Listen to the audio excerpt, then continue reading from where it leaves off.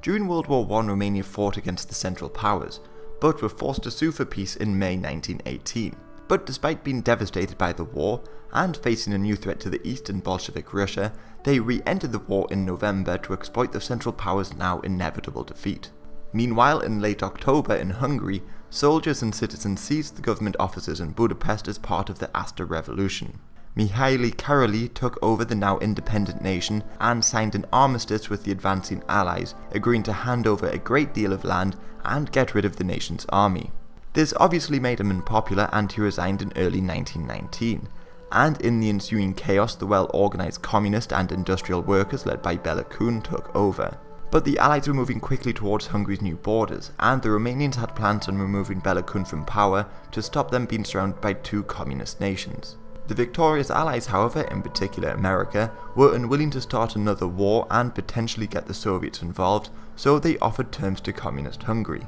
They would agree to recognise the communist government in exchange for territorial concessions. However, Bela Kun had promised to return the lost land, so this was rejected, giving the Romanians a cause for war. But thousands of returning troops and unemployed people in Hungary allowed Kun to create an army of tens of thousands in a short space of time, and he decided to strike first in mid-April. But the Romanians held the line, counterattacked a few days later, and pushed towards the Tisza River. The great powers who were still meeting at the Paris Peace Conference called on the Romanians to halt their advance, allowing Kun to sue for peace in exchange for finally recognising the Allied territorial gains. Meanwhile, as all this was going on, Bessarabia officially left Russia and voted to join Romania. So the Bolsheviks began launching further incursions into Bessarabia, but thanks to foreign regiments and the ongoing Russian Civil War, a full-scale invasion didn't take place. And in Hungary, after failing to reclaim lost territory from Romania, Kun turned his attention to Czechoslovakia. He enlisted even more men into his army and attacked in May,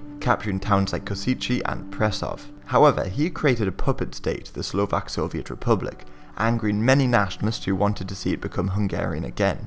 Plus, the Serbians and French threatened to strike Hungary if they continued their advance.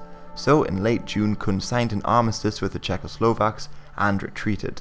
In Budapest, however, there was a failed anti-communist coup, and Kun responded to it brutally by repressing all anti-communist activity.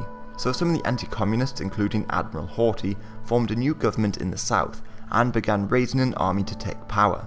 Plus, Bela Kun refused to demobilise, so the Romanians refused to pull back to their old borders, so the Hungarians decided to force them back and attacked in mid-July.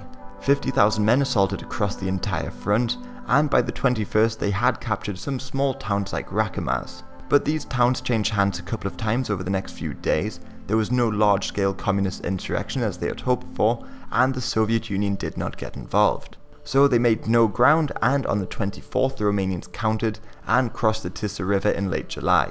As the Hungarian army fell apart, Bela Kun fled, and a trade unionist named Pédel took over as the Romanians occupied Budapest on the 4th.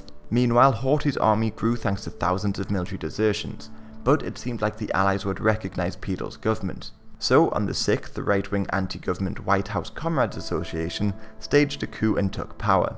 Horthy's army, however, contained many ultranationalists who carried out many atrocities against communists and Jews during the White Terror. The new government tried to make Archduke Joseph August of Austria leader, but the Allies did not support a Habsburg returning to rule. So power shifted hands a couple times before Horthy took over in early 1920, shortly before the Allies got the Romanians to leave the country.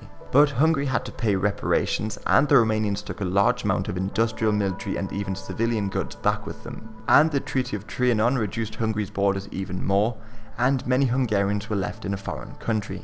So Horthy spent his rule, which lasted until World War II, trying to overturn this treaty, but political and economical instability prevented him from doing so.